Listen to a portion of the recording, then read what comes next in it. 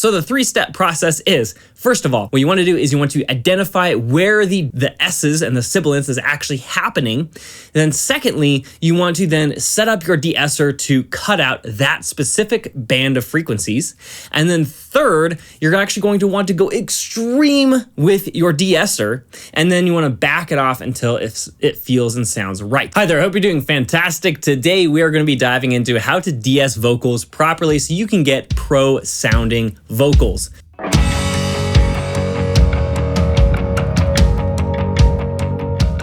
Hi, my name's Tyson. I'm a mastering engineer here at Dinosaur Dog Mastering, and today we're going to be talking about de-essing vocals. But before we dive into that, I want to let you know of my free gift to you in the description of this video. The first link of the description will guide you to a page where you can download the ultimate mixing checklist. This checklist is the same checklist that I use in all of my mixes to get more professional and also faster results through mixing. It's so confusing when you open up your DAW and you have no idea where to start. This guides you step by step so that you're only focused on one thing at a time, and therefore you're gonna do that one thing way better than if you're also focused on the compression for your drums and the EQ for your vocals and the delay that you wanna add to the guitar, etc. This is just a very strategic step-by-step process so that you can do your normal mixing process, but within a framework that will guide you along the way so that when you reach the end of the checklist, you'll also know you're done with your mix and you're ready to move on. With all that said, let's dive into de-essing for vocals. And before I dive into the actual DAW, I want to let you know, I want to give you an overview of the three-step process that I have for de-essing vocals. It's quite simple in theory, but make sure you watch the rest of the video because it'll make more sense as you watch me demonstrate it inside of the DAW. So the three-step process is, first of all, what you want to do is you want to identify where the S's and the sibilance is actually happening. And then secondly, you want to then set up your de-esser to cut out that specific band of frequencies.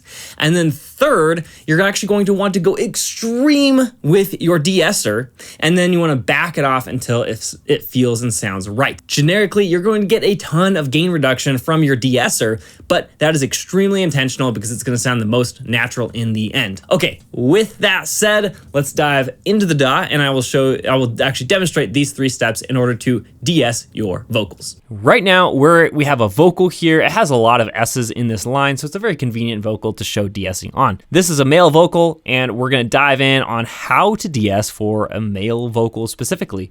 Female vocals, very, very similar. You'll just have a different frequency band likely that you're going to be focusing on. So our first step is to pull up our EQ here, and we're going to listen to the vocal. Obviously, we already know that we need to de-ess in this vocal, otherwise I wouldn't be making this video. The question is, where do we need to actually de-ess at? Where in the frequencies is that S sound really coming from in order for us to be able to go in and fix it? So let's play the vocal, listen to it for a second, and then we'll start messing around on our EQ to find that frequency band that the S's are the strongest. As the spirit was moving over the water, spirit come move over us. Okay, and so even watching this kind of analyzer within this EQ, we can see there's a lot of energy up here in kind of the 8 kilohertz range. And so I'm guessing that that's going to be where I'm going to need to be de-essing. But let's sweep this around and find out where that S is really the harshest. As the spirit was moving over the water, spirit come move over us. Come rest on us. Come rest on us. As the spirit was moving over the waters, spirit come move. Yes, it's right at that kind of 72, 71, or 7.1 kilohertz. So if we just reduce this, right, this is going to fix our issue, most likely, but it's going to sound a little bit dead. So let's just listen. As the spirit was moving over the water, spirit come move over us. Right, so the S's sound better, but we obviously have an issue with the rest of the vocal because the rest of the vocal just sounds dead. So indicates the need for an actual de-esser because the de-esser is essentially a multi-band compressor where it's just going to duck down that one area of the frequency spectrum whenever it comes in. So we could just reach for a multi-band compressor, or what we could do is just reach for an actual de-esser plugin. So I'm going to use the EOSIS de-esser. This is in the Slate Digital All Access bundle if you don't already have it. This right here that I'm controlling. It just reduces the entire vocal. I generally don't like to do that. I think it sounds it sounds more pumpy whenever I do that. And so I generally leave the wide the same level as the actual vocal, maybe a little bit, maybe a decibel or two below. And then really I'm focusing on this band right here, which is ducking the actual high end. It looks like the default is around 9 decibels of gain reduction. That's okay. So this amount knob will control how much it actually goes down. So even though it's set at 9, if it's at 50%, it's only going to go down 4.5 decibels.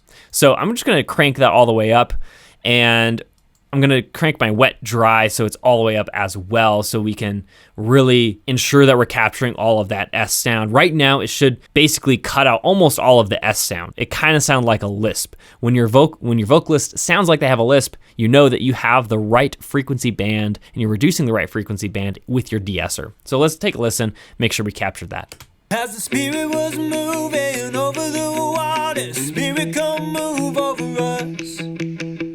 Come rest on us.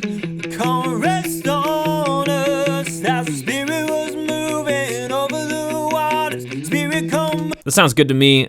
Obviously, much too aggressive with the actual de-essing, but let's start backing this off. I'm not so much interested in exactly the amount of de-essing that is happening, but more about the actual quality of the vocal, because a lot of times we have to be very aggressive with our de-essing in order to make it sound natural after we've compressed. Especially if you're using more aggressive compression, you need to be very cognizant of how much you really do need to squish these S's down to make it sound good. Err on the side of over de-essing, so I'm going to be extremely aggressive, and then all I'm going to do is I'm going to back this wet dry back until it sounds natural again.